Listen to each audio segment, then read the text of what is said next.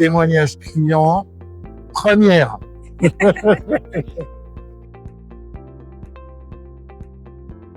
Dans la continuité de la bascule vers S4, on était parti de CC6.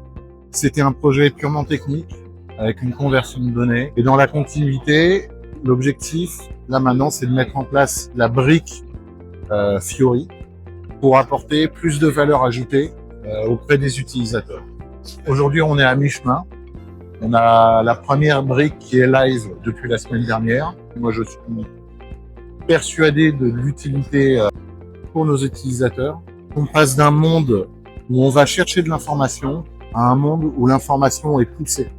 J'attends beaucoup de choses de la mise en place de ce projet. Effectivement, d'être sur un flux poussé d'informations, tout ce qui est la vue 360, avoir des reportings bien plus poussés avec plus de profondeur en termes de granularité d'informations.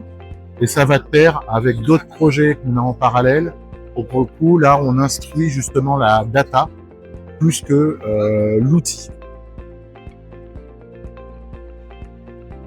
Duonext est notre partenaire historique. Ils connaissent exactement nos problématiques, nos attendus, nos besoins et toutes les particularités propres à notre métier.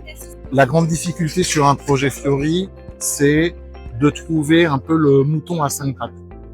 On n'est plus sur du transactionnel pur, on est plus sur un côté ergonomique. Et donc, il faut trouver le mouton à 5 pattes qui est à la fois de la connaissance fonctionnelle et surtout l'expertise sur le déploiement de Fiori qui est quand même assez récent. Alors, les bénéfices du projet. C'est un peu tôt encore pour pouvoir les mesurer. Je sais exactement ce que j'attends. Je passe d'une recherche d'informations à un flux poussé. On va prendre l'exemple d'un comptable fournisseur.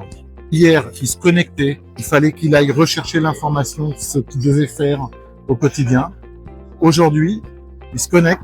Il a déjà son dashboard d'arrivée qui va lui donner les métriques. Le deuxième volet auquel je m'attends, c'est tout ce qui est ergonomie pour l'utilisateur, une démarche plus intuitive, des fonctionnalités nouvelles, notamment sur le reporting, la capacité à être embarqué un peu dans Excel avec des exports plus faciles.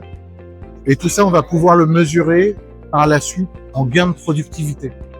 Côté DSI, là où je vais gagner du temps, je vais avoir moins de support à opérer auprès de mes utilisateurs. Je vais également gagner du temps lorsque je vais embarquer des nouvelles personnes. L'utilisation est plus intuitive et un utilisateur, s'il débarque sur la solution, il devrait pouvoir s'en sortir tout seul. Je n'aurai pas ce besoin de formation un peu lourde comme je pouvais avoir par le passé. Moi, je vois plusieurs pièges à éviter. Premièrement, arrêter la bonne méthodologie projet. On n'est pas sur du déploiement de nouvelles transactions. On apporte une couche supplémentaire pour accéder à SAP. En revanche, on doit revoir tout ce qui est problématique d'accès.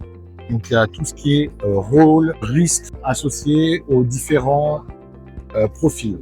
Le deuxième point, à partir du moment où on n'est pas en train de déployer une nouvelle transaction, on est assez libre de mettre à disposition et de mettre en production au rythme qu'on veut.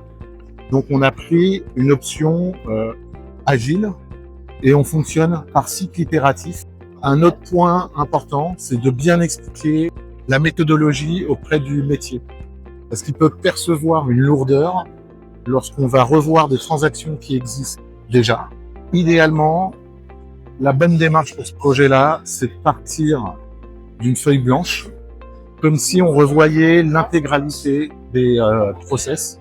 Et c'est d'ailleurs comme ça qu'est orientée la solution par SAP, qu'il faut le customiser et l'adapter à ses problématiques propres. Et ensuite, en embarquant les utilisateurs, il y a un travail d'évangélisation avec beaucoup de démonstrations et plein de petits ateliers. Ça permet justement de maintenir l'attention et l'attention des utilisateurs et des embarqués.